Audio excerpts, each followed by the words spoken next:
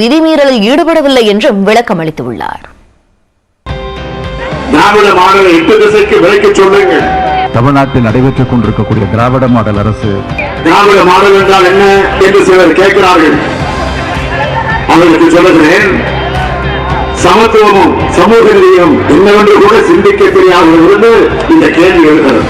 திமுக 2021ஆம் ஆண்டு ஆட்சி பொறுப்பேற்ற பின்னர் திராவிட மாடல் என்ற சொல்லாடல் பிரபலமடைந்தது. முதலமைச்சர் மு க ஸ்டாலின் தனது ஆட்சியை பற்றி குறிப்பிடும் பொழுதெல்லாம் திராவிட மாடல் ஆட்சி என்றே குறிப்பிட்டு வருகிறார். இந்நிலையில் ஆங்கில நாளிதழ் ஒன்றுக்கு பேட்டியளித்த ஆளுநர் RN ரவி திராவிட மாடல் என எதுவும் இல்லை என்றும் அது ஒரு அரசியல் முழக்கம் மட்டுமே என்றும் கூறியுள்ளார். காலாவதியான சித்தாந்தத்தை நிலைநிறுத்துவதற்கான முயற்சி என்றும் திராவிட மாடல் என்பது ஒரே இந்தியா என்ற கருத்தை ஏற்றுக்கொள்ளாதது எனவும் ஆளுநர் கூறியுள்ளார்.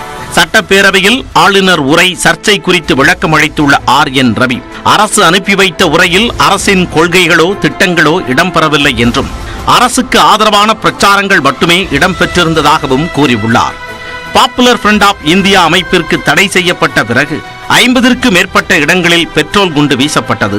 கள்ளக்குறிச்சி தனியார் பள்ளி மீதான கலவரத்தை தடுக்காமல் காவல்துறை வேடிக்கை பார்த்தது. இதுபோன்ற சம்பவங்கள் நடைபெற்று வரும் சூழலில் தமிழ்நாடு அமைதி பூங்காவாக இருக்கிறது என்று எப்படி கூற முடியும் என்றும் வினவியுள்ளார்.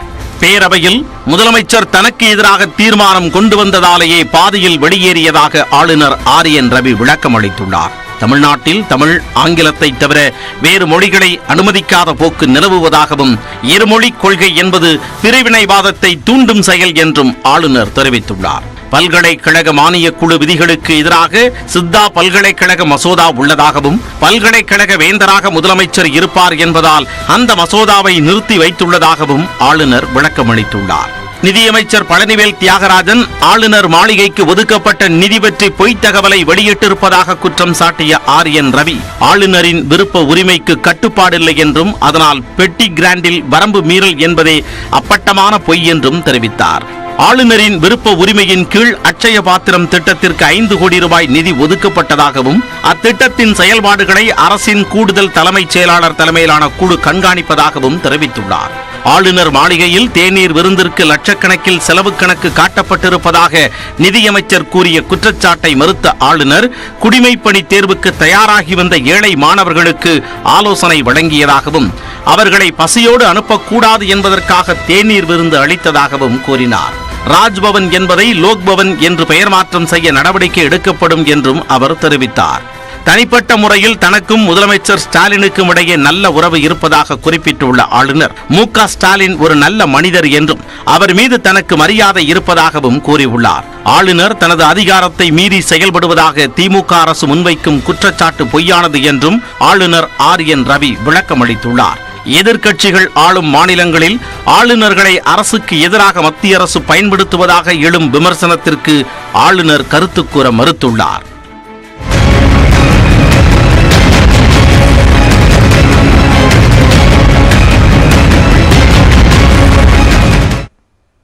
திராவிட மாடல் குறித்து ஆளுநர் RN ரவி விமர்சித்திருந்த நிலையில் திமுக நிர்வாகிகளும் கூட்டணி கட்சித் தலைவர்களும் கண்டனம் தெரிவித்துள்ளனர். தமிழ்நாட்டில் நடைபெற்று வரும் திராவிட மாடல் ஆட்சி நாட்டிற்கே எடுத்துக்காட்டாக உள்ள ஆட்சி என்று சபாநாயகர் அப்பாவு தெரிவித்துள்ளார். MBBS PG படிக்கிறவங்களுக்கு 4022 இடம் இந்தியா முழுமையும் உள்ள OBCக்கு வாங்கி கொடுத்தது நம்முடைய தமிழக முதல்வர் தான். இந்த திராவிட மாடல் ஆட்சி தான் வாங்கி கொடுத்துருக்கு. அதே மாதிரி பல் மருத்துவமனையிலையும் இளநிலை முதுகலை படிப்புக்கு 1000 சீட்டு வாங்கி கொடுத்ததும் இந்தியா முழுமையும் உள்ள OBCக்கு. ஆக சமூக நீதியினுடைய காவலர் திராவிட மாடல். திராவிட மாடல் கொள்கை காலாவதியாகவில்லை என்றும் தமிழ்நாட்டில் பாஜகவினரால் தான் சட்டம் ஒழுங்கு சீர்குலைந்திருப்பதாகவும் திமுக மூத்த தலைவர் TKS இளங்கோவன் தெரிவித்துள்ளார். அனைவரும் சமம் என்று சொல்லக்கூடிய ஒரே மாடல் திராவிட மாடல். வடக்கே அந்த நிலை இல்லை.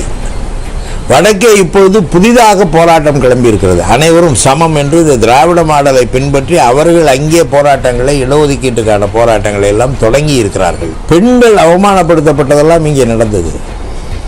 திருவாங்கூர் சமஸ்தானத்தில் மேலாடை பெண்கள் அணியக்கூடாது என்ற நிலையெல்லாம் இருந்தது. பெண்கள் மார்பக வரி என்ற பெயரில் வரி வசூலிக்கப்பட்ட ஒரு கேவலமான நிலை இருந்தது. இதையெல்லாம் அகற்றிவிட்டு அனைவரும் சமம் என்று சொல்லக்கூடியதுதான் திராவிட மாடல். மேலும் தமிழ்நாட்டு மக்களையும் அரசியலையும் தனக்கு தெரியும் என்று மாயையால் ஆளுநர் ஆர் என் ரவி பாதிக்கப்பட்டுள்ளதாக திமுக எம்பி வில்சன் விமர்சித்துள்ளார். இது தொடர்பாக அவர் வெளியிட்டுள்ள ட்விட்டர் பதிவில் 2021 திராவிட மாடல் அரசு என்ற சித்தாந்தத்திற்கே தமிழ்நாடு மீண்டும் பெருவாரியாக வாக்களித்தது என்பதை ஆளுநர் உணர்ந்துள்ளாரா என்று கேள்வி எழுப்பியுள்ளார். காலாவதியானது எதுவென்றால் ஆளுநர் பதவி என்பதே பொருத்தமானதாக இருக்கும் என்றும் வில்சன் கூறியுள்ளார். இதேபோல வைகோ வெளியிட்டுள்ள அறிக்கையில் ஆர் என் ரவி திராவிட இயக்கத்தின் மீது புழுதி வாரி தூற்றியிருப்பது விஷமத்தனமானது என்றும் கடும் கண்டனத்திற்குரியது என்றும் அவர் குறிப்பிட்டுள்ளார். திராவிட மாடல் வெற்று முழக்கம் என்று ஆளுநர் ஆர் என் ரவி முகாரி ராகம் பாடுவது அவரது இந்துத்துவ ஆதிக்க மனப்பான்மையை வெளிப்படுத்துகிறது என்றும் RSS கோட்பாடுகளை ஆர் என் ரவி ஆளுநர் மாளிகையில் இருந்து கொண்டு உளறிக் கொட்டக்கூடாது என்றும் சாடிய வைகோ திராவிட இயக்க கருத்தியலை இழிவுபடுத்தி வரும் ஆளுநர் ஆர் என் ரவி மன்னிப்பு கேட்க வேண்டும் என்று வலியுறுத்தியுள்ளார்.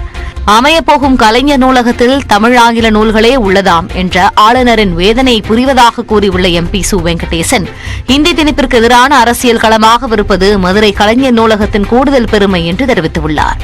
கலைகளுக்கு கோடாளிகள் மீது கோபம் வருவது இயற்கைதான் என்பதை தாங்கள் அறிவோம் என்றும் குறிப்பிட்டுள்ளார். அதே சமயம் தமிழ்நாட்டில் சட்டம் ஒழுங்கு சீர்குலைந்திருந்தால் அதை சுட்டிக்காட்டுவது ஆளுநரின் கடமை என்று பாஜக சட்டமன்ற குழு தலைவர் நயினார் நாகேந்திரன் தெரிவித்துள்ளார்.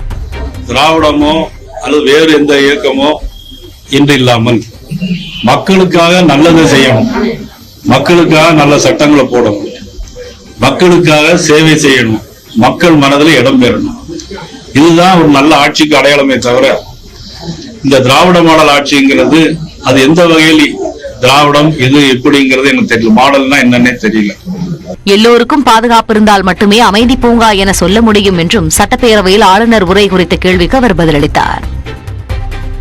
திராவிட மாடல் அரசின் 2 ஆண்டு சாதனைகளை விளக்கி வரும் 7, 8, 9 ஆகிய 3 நாட்களில் 1222 இடங்களில் பொதுக்கூட்டங்கள் நடைபெறவுள்ளதாக முதலமைச்சர் மு.க.ஸ்டாலின் அறிவித்துள்ளார்.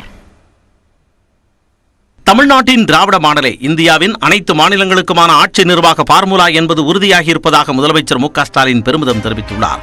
தமிழ்நாடு அரசின் 2 ஆண்டு சாதனைகளை மக்களிடம் எடுத்துரைக்க கூறி திமுகவினருக்கு முதலமைச்சர் ஸ்டாலின் கடிதம் எழுதியுள்ளார். அதில் திராவிட மாடல் அரசின் சாதனை திட்டங்களை பொறுத்துக் கொள்ள முடியாமல் திசை திருப்பும் வகையில் அரசியல் கட்சியினர் சமூக வலைதளங்களில் அடிப்படை ஆதாரமற்ற பல காணொலிகளை பரப்பிக் கொண்டிருப்பதாக சாடியுள்ளார்.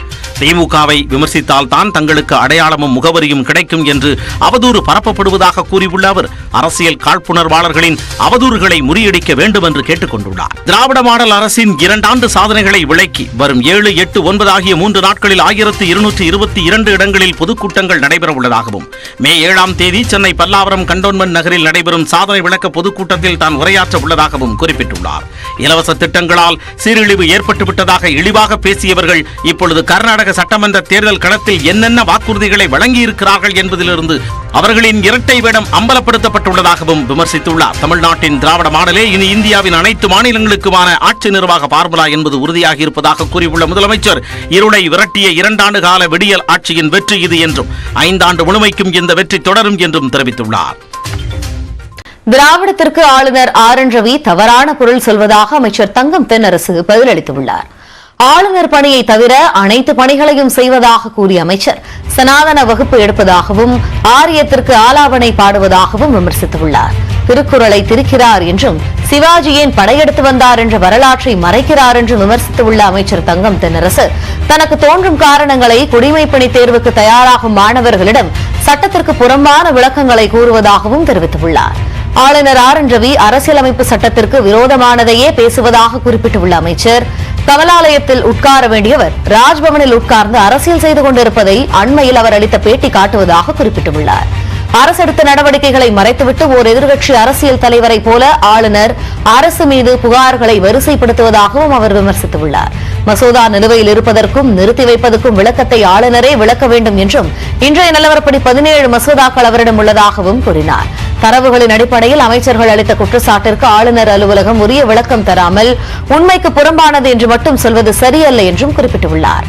இது முழு பூசணிக்காயை சோற்றில் மறைப்பதற்கு சமம் என்றும் அவர் தெரிவித்துள்ளார்.